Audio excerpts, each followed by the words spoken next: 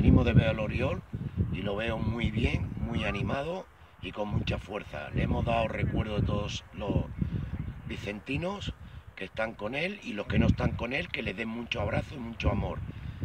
Y que lo veo muy bien y que pronto a ver si sale.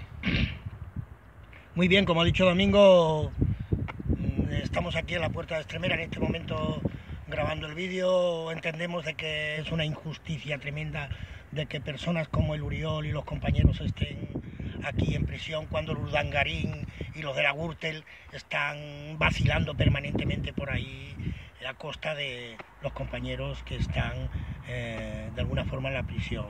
Decir que hemos visto al Oriol muy entero, muy fuerte, que da muchos abrazos para todos vosotros y esperemos que puedan salir pronto y salud, y nos ha dado mucha fuerza para todos, que nos cuidemos y que cuidemos de todos y salud y república. Y sobre todo que cuidemos de su familia.